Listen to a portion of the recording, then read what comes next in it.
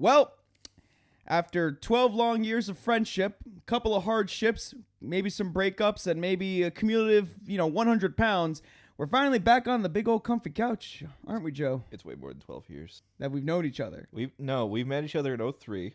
We've been friends since 2004. Yes. This is a comedy show. We're a comedy show. We are a comedy duo. Everything we say is in jest. Until it's taken out of context. Oh, yes, of course. So it's been a while. Like, this was like... To quote Stained. It's been a... Shut the up, Joe.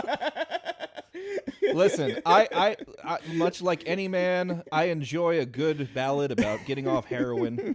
But, it's the Valley. What do you expect? It's the Valley. And all of its putridness. All right, we should call this...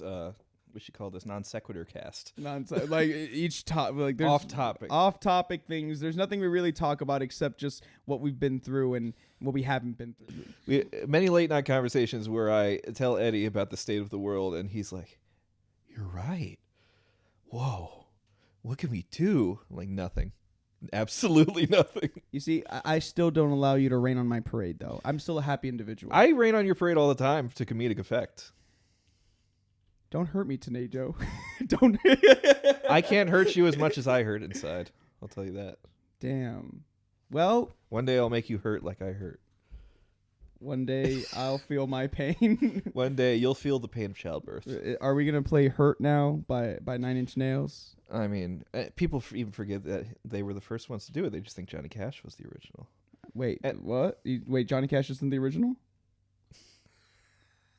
It's 9 Inch Nails. In the 90s. I thought, oh yeah, you're right. Yep. Eddie, you've been playing music for how long? Clearly not long enough. You just need to explore a little bit. I will say that my exploration happens very randomly. Your exploration is basically to popular groups, though. 9 Inch Nails is a popular group, obviously. Yeah. But they're back. It's much like Star Wars. Star Wars is popular, but the extended universe isn't. So much better, though. 9 Inch Nails, people know, I want to like an animal. They know, only from with teeth, like that later stuff. But once you go into the deeper cuts, because like their first album is pretty straightforward. It's like darker Bowie, like 80s Bowie almost. And then the two albums after are super long and get darker and darker because it's depression, drugs, and all that stuff he was into at the time. It's kind of like there's a Good Wise Kids You Know sketch about it. Oh dear Lord Almighty! Where his ex-girlfriend comes back every few years to make out with her current boyfriend and make him sad, and he writes a new album and wins Grammys. Well, you see, that's the thing though. Like, and this is where it comes down to is like because like we are late night conversations. You're very nihilistic. I wouldn't say nihilistic though. I've been described as nihilistic because nihilism is basically life sucks, so I'm gonna make it suck for everyone else too. Okay, valid. My valid. Talking about making him hurt like I hurt is all joking. I love that you have hope. Yes, but I don't. I wouldn't say nihilist. I'm a firm believer in Murphy's Law. Everything that can go wrong will go wrong. A lot has changed in the past 20 odd years, and the worst part about it is we're old enough now to say that we've actually seen it. Pop culture has successfully homogenized the world. There barely are any subcultures anymore because as social media becomes more encompassing, you lose regionality. You lose people having to be distinct from each other. The overall convenience aspect of the big box store, he ended up being the convenience outweighs your relationship to your community. Which is sad. Well, and as social media has come, there's no longer like music scene, regional music scenes where there was there was the Midwest hardcore scene that was different than the New York hardcore scene. DC, LA, I always go back to punk because that's my frame of reference. Yes. Nowadays, punk scene, there's a lot of bands that just sound alike no matter where they're from because they have similar influences because they grew up in a similar popular milieu. Nice word. They all grew up in a similar pop. They watched all the same documentaries. They looked all the same top 10 lists, and they all gained the same influence, which led to similar sounding music. Same thing can be said with any other strain of society. So the way I've always looked at it, especially for music though, it's like for instance, I can't, like, as much as I enjoy like the 80s hardcore and as much as I enjoy what what it changed into, like, in the 2010s, cuz I was there for Warped Tour. I still can't write music like that authentically. Well, again, and the authenticity is what separates the top 10 the bands from, authenticity like, is a big from problem below. today, which is why there's so many nostalgic acts. What do you mean to stop? Like my how I God. always complain to you, like No, I have the same complaint about this Eddie's band a too. huge fan of Bruno Mars, Yes. and I think Yes. Bruno Mars, talented guy, Talented. but I always refer to you as the J.J. Abrams of music. He's basically a guy that takes a bunch of images and sounds and knows how to conjure up a feeling of, oh, I know what that is. Yeah, just about. But Just about. in reality, it's like empty calories where you don't actually gain anything from it. And I feel a lot of Bruno Mars's music, like there's the song that sounds like The Police. Yep, There's the that song one. that sounds like this one's New Jack Swing. Yes. He's just taking a genre from the past and wearing it as a clothing. So here's my situation though. It's so forever. My view is that how authentic you are to the genre will dictate how well you pull it off. And to be honest with you, whether we know that's the thing though. Like, anyone can say, well, these are the mechanisms of New Jack Swing. Now go for it. And if you give that to someone who was, like, been in country band the whole entire time, talented or not, they're going to be like, okay, well, I'm going to try my best to do this, but it's not going to sound My good. problem is New Jack Swing was a period in time Yeah. that evolved into that and then evolved past that. Okay. Fair. And just conjuring it up just to say, I know what that is less artistic. That's your point. Instead of trying to find the sound of today, right. which the sound of today is basically just We the are sound way of 10 too- years ago minus the bass drops. Because the pop music formula is still the what was the genre called? I always forget it. Like the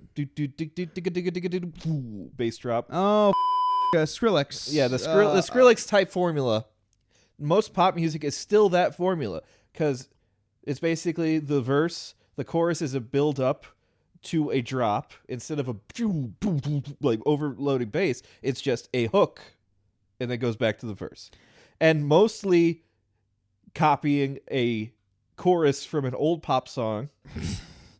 Like I heard again, I was singing this earlier, but I was getting my mom's oil changed Right. at the dealership, and they were playing pop music radio, and I heard, it was like, where do I know that hook? Is that Where Have All the Cowboys Gone? A mid-90s one-hit wonder song?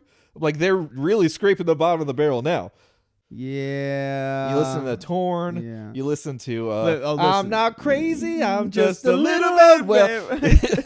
God, dude, all that music was playing when I was working at Bob's. Of course it was. All of that cycled through, and then one day, What I used to refer to as VH1 music. one day they flipped the script and they actually started putting Green Day in the mix, and I was like, wow, the music got finally better. It's Like, weird when you think, oh, I used to listen to Green Day when I was in middle school, and now it's old people music. No, you can. It say was that old again. when we were kids because they first came out in their mid-90s. Yeah, But yeah. but then it's like, oh, they're playing Tool on a classic rock radio.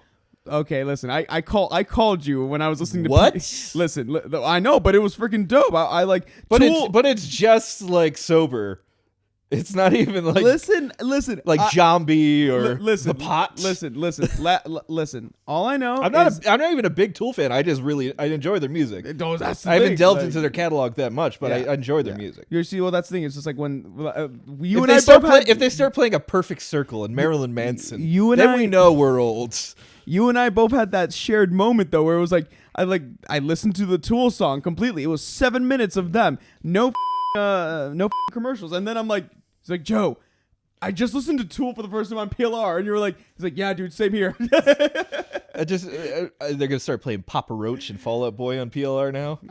This This is classic rock. Jesus. If our music ever becomes classic rock, then we've got bigger problems. We've got bigger problems. It's interesting because, like, for the longest time, I was like, yo, this music sucks. And then it's only now do I want to start up a band and be like, yo, guys, let's just do whatever was like music from 1998 to 2013, any of the pop rock hits. That's what we do. And like, yeah, I see. That's the thing. And it's just like I feel as though it's like half of it is nostalgia, and it's the other half of like, hey, I missed out on this when I was a kid. Like you know, whenever what we're am I hanging gonna out do with now? friends and we're playing music, and they just start playing Sugarward Going Down. Oh And I'm God. just like, I'm just gonna sit back and not play right now. Yeah, no, 'Cause no. I don't care. No, I think that song's been overplayed, and now we just really want to go for the other ones that are. I believe all of their music is overplayed. I think Patrick Stump is a great singer. I think the drummer and guitar player are great. Pete Wentz is a pretty good pop songwriter. Yeah. I don't think he's a great bass player, but he's fine. He's there. He's passable. He's there. They're He's all there. great musicians. Naturally. This is the common thread I have with a lot of pop acts. I think they're very talented people. I just have no interest in their creative direction. If there's any pop artist that I love and also realize it gets really annoying, it's Ariana Grande. Full disclosure. Ariana Grande, if you put her music on a lineup without showing who it is, I couldn't tell. Yeah, that's number one. It's the vanilla, as a podcaster I love, Circle of Tone says, the vanilla sausage. So well, here's the other part. It's homogenized. The other homogenous part about it is that like what used to be like an A, B, C section, or at least some kind of bridge, it's now just a loop. Mm-hmm. It's just a loop, Yeah. and the intensity or the more instruments create the chorus, and then we go back down. I'm just like, I'm happy we're doing this, but like it's a steady set of chord changes. Yep. It's just intensity that changes. Yep, that's about it. And then Dynamic. and then the hook is not the entire chorus and the chords. It's actually just the melody that goes along with it. I'm just like, no, like you look back to not Stevie Nicks. Who am I thinking of? You're making my dreams come. Oh, that was true. Hall & Oates. Yeah, Hall & Oates. Like Hall & Oates were genuinely great musicians. God, though. genuinely great musicians, and then the writing on top of that really separated themselves from everybody else. And that like Daryl Hall, amazing voice. He'll tell you that too. He loves his voice. John Oates, great guitar player, can rock a mustache like nobody else. G. Smith was on tour with them all the time. G. Smith, great, session guy. Well, no, not a session Sideman. not a session guy, but Professional definitely sideman. professional sideman. Like that's the kind of career in music that no one really ever talks to you about. Oh yeah, because a lot of what you see is the always Nile like Rodgers guys. Nile Rodgers. Nile as Rodgers, well. who's gained more notoriety now because people are looking back at all the. Oh yeah, But in the 80s, 90s, they were like, oh, like if you were in the know, you knew who he was. Yeah. But you wouldn't know that he played on Bowie Yep. and this and Yep. that and that. Fun fact: he was actually producer of the Halo 2 intro theme, and Steve Vai. Yes, with Steve Vai. And there's videos of him literally just guiding Steve Vai through the track, and I'm just Steve like, Vai, who was taught everything he knew by who? oh, Joe Satriani. Frank Zappa. Oh yes, yes. Satriani yes, and him yes, were yes. peers at the time. Yes. Wait, so who taught Kirk Hammett? It was Satriani taught Yes, Kirk Hammett. Satriani. Yeah. There's a Big long mistake long there. lineage. This is all guitar. I know you're probably not interested in it, but Of course, they're not this interested. is Eddie and I grew up on Guitar Player magazine. You know, like, Slipknot's good Slip- until about 08. I mean, they're not great. I mean, of the new metal era, who do you think is the best band? Slipknot. That takes the cake right there. I don't know, because there's a lot of mid-tier like Mudvayne, You and your Mudvayne, and, dude. Like, just Static like, God X. damn it. Oh God. Like, but like Korn was a big one. I Korn lo- made it through. Korn's best Korn made it song through. though is so much better than the rest of their catalog.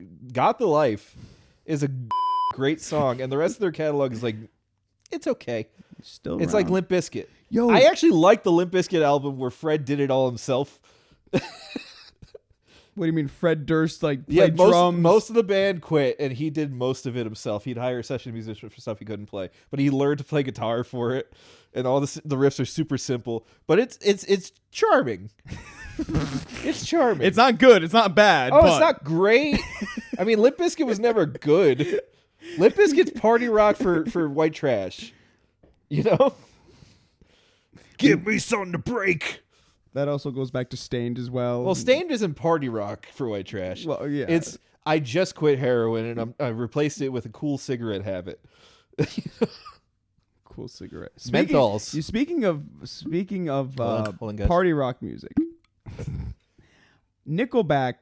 Do they deserve the credit that they have never been given? Nickelback, doesn't matter how much credit they're not given, they are actually a genuinely successful band. They have a huge stable of fans across America. They always sell out. So it doesn't matter if music snobs like us don't give a shit. Valid. I mean, they have straight up songs with hooks and choruses that people sing along to. Yep. It's the reason why pop country, which I also don't like, but pop country, I mean, it's just too mechanical to me. Pop country is just, everything's on a grid.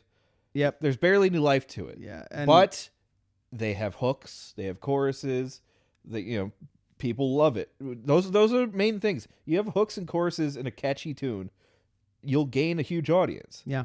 Those kinds of people have dedicated fan bases. Mm-hmm. Country fans are like Slayer fans. They're fans for life. I will say this. The one thing I do not see around in the bars of Connecticut is actual country acts, or some at least semblance close to that. Well, it's because the bars of Connecticut are filled with nothing but Steely Dan cover bands or Billy Joel cover bands. When's the last let's see, Journey, Sublime, Grateful Dead. I hate the Grateful Dead. I have a theory that I've told to Eddie and a bunch of my friends. The best a cover band could be is like the record, right? Fair enough.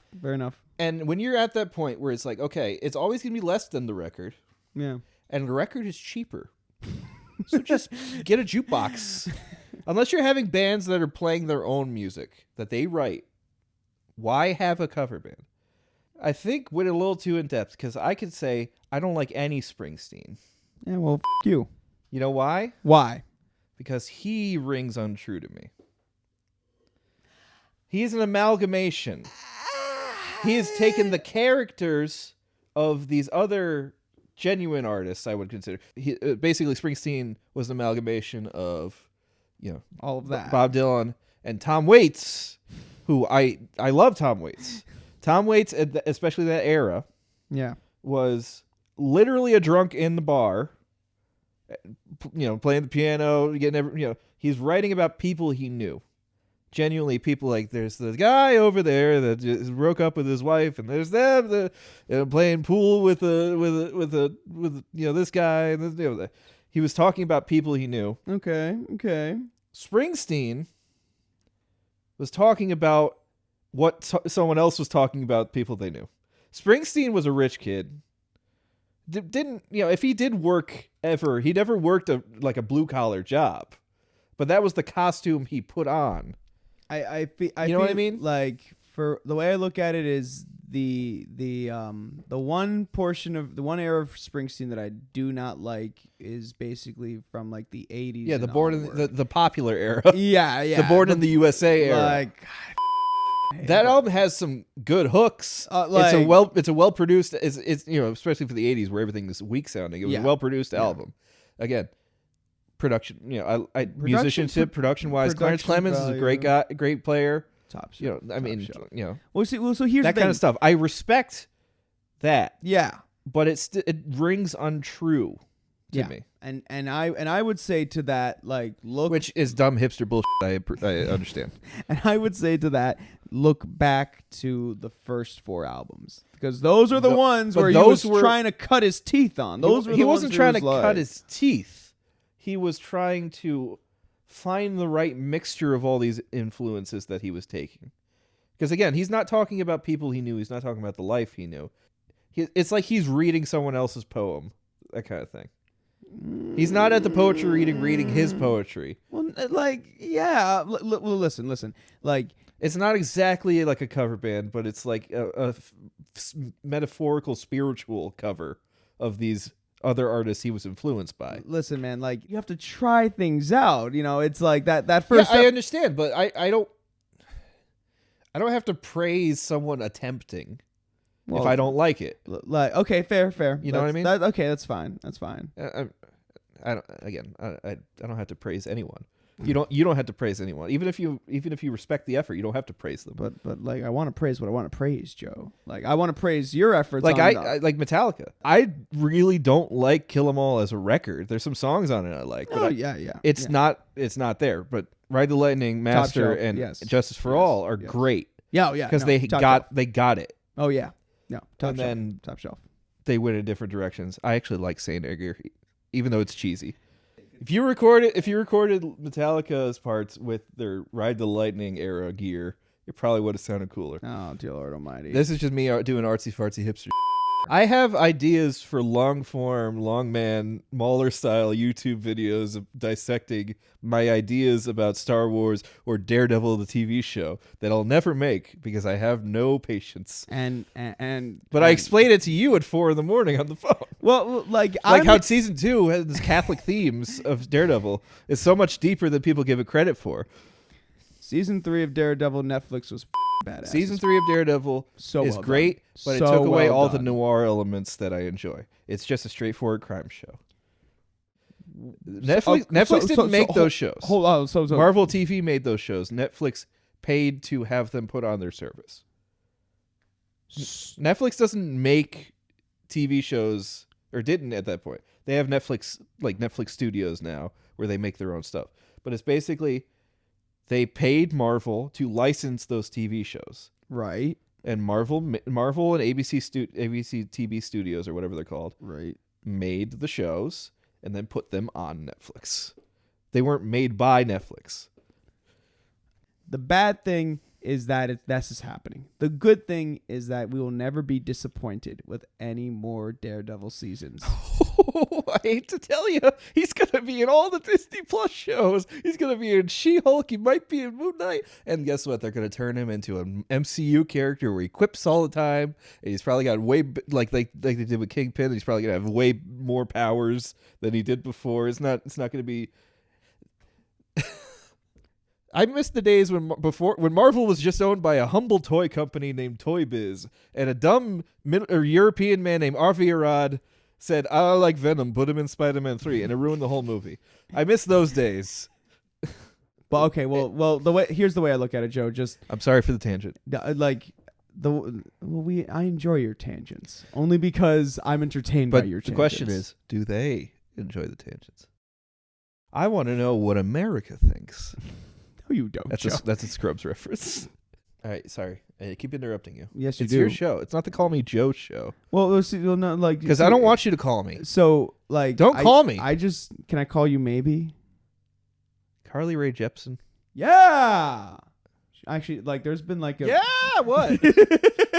I think that's the most enthusiasm anyone's ever had for hearing the name Carly Rae Jepsen. I'm Edison. And I'm Joseph Donald Datillo. Call me Eddie on YouTube, Instagram, Eddie Bueno 1. Oh, I have one. What? The Noisy Records YouTube page. Yes, the noise. Wait, we still have that up? I put it back up recently. Nice. I got a lot of stuff in there, and I put it up on BitChute too. I'm going to start putting it up on Rumble and all the other alt-text sites because I just wanted backups of everything. Yeah. So Noisy Records and Tapes on YouTube. You'll see it's a black and white logo. It's easy to find. I got to subscribe. Make sure to like, subscribe, hit the bell icon. And from all of us at Call Me Eddie, call me anytime. I'm going to smack the